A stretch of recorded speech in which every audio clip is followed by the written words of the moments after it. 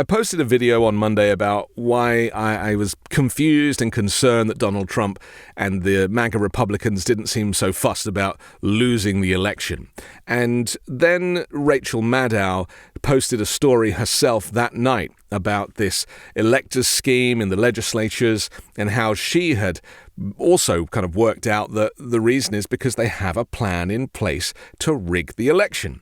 And fortunately, on Tuesday, Rolling Stone run an article about exactly the same story. And, it's very interesting that this is massive, potentially, the idea that Trump, yet again, after trying to rig the 2020 election and losing in court and claiming he was the president when the votes hadn't been counted and still claiming that he should have won or that he did win and that Joe Biden's an illegitimate president, all that stuff. It is surprising to me that this is not on the front pages of every single newspaper, and why is it not all that everybody is talking about? Because this is a scheme to rig the 2024 election.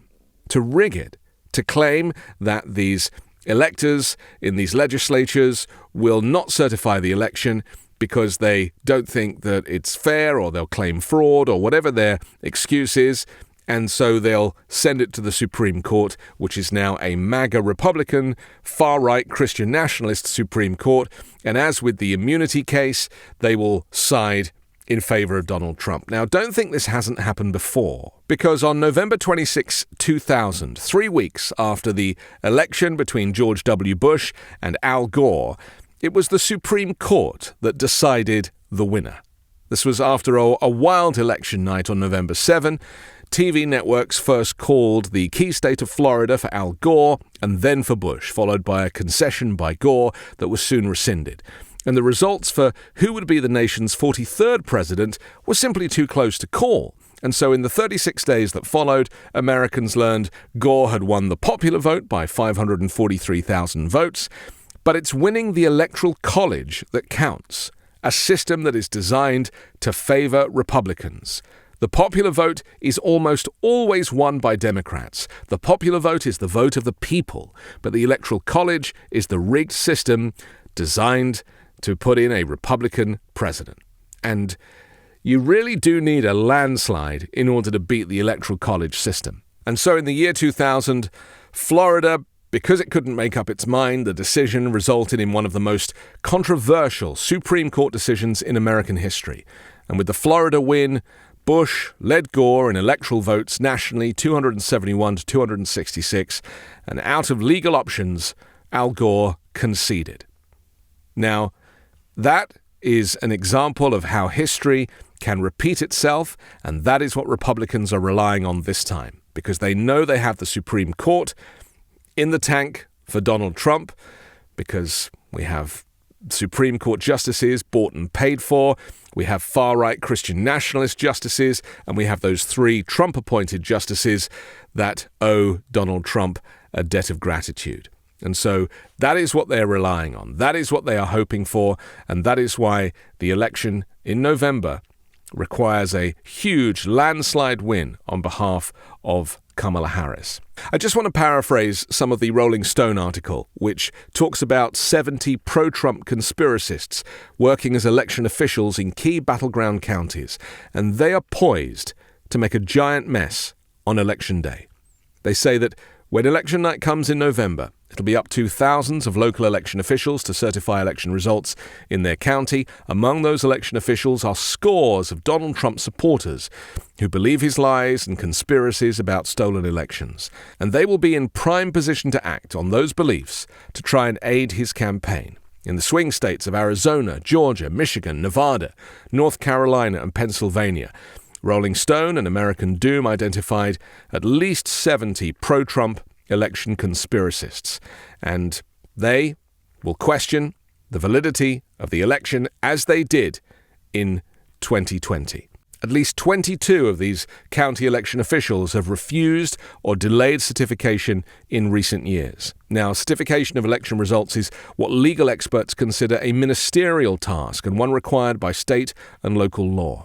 I just want to interrupt myself for a moment to ask you to support me and independent journalism by becoming a member of this YouTube channel. Click join just below. It starts at just $3 a month, and it would be really helpful because at the moment things have never been more complex and more dangerous with the rise of fascism and the fall of US democracy. So I'm going to do my best to put these messages and this analysis out every single day, but I really need your help to do that. If you don't want to join the YouTube channel and you're already on Patreon, you can sign up for my Patreon as well at patreon.com/5minutenews. Thank you. But as Trump's lies about the 2020 election have taken hold, Republicans nationwide have decided that certification provides them an opportunity to hear fraud allegations and refuse to officially count their local votes. Republicans have refused to certify election results at least 25 times since Donald Trump lost the 2020 election to President Joe Biden. And while refusals and delays of certification have not held up in court, in Georgia and Arizona, pro-Trump local election officials are seeking to make certification discretionary. Lawsuits that are currently being decided by state judges in order to give his campaign another method to challenge election results in November. This is a fraud on the American public. We will win this, and as far as I'm concerned, we already have won it. This is what's happening. This is what we have to look forward to. This is what we have to be prepared for. And I'm hoping that Merrick Garland, the U.S. Attorney General, is aware of this scheme, because this is a coup. It is designed to overturn the government, overturn the election, overturn the fair system of voting, and to install Donald Trump as president despite him losing. Now, that is why Trump says, we don't need your votes. We've got plenty of votes. That is why Donald Trump says, if you vote for me, you'll never have to vote again. We're going to fix it. You won't have to do it anymore. 4 more years, you know what? It'll be fixed. It'll be fine. All of this stuff doesn't make any sense in isolation. But when you put it together, it is very clear that this is the plan they are talking about. This is the plan that Kevin Roberts of the Heritage Foundation has been saying. The Democrats don't know what's coming. We have a plan. Some of them in ways that the other side doesn't yet know are foundations for what's coming. And that's just the beginning.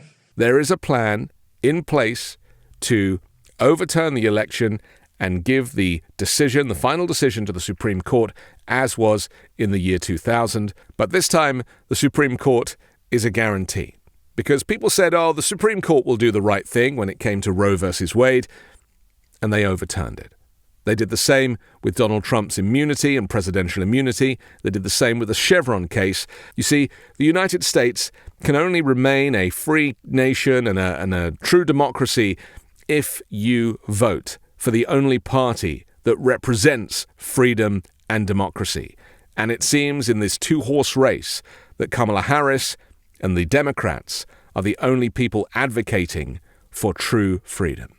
I'm Anthony Davis. You can catch me on the 5 Minute News YouTube channel and podcast, on Wednesdays co-hosting Uncovered, and on Sunday on The Weekend Show with Midas Touch.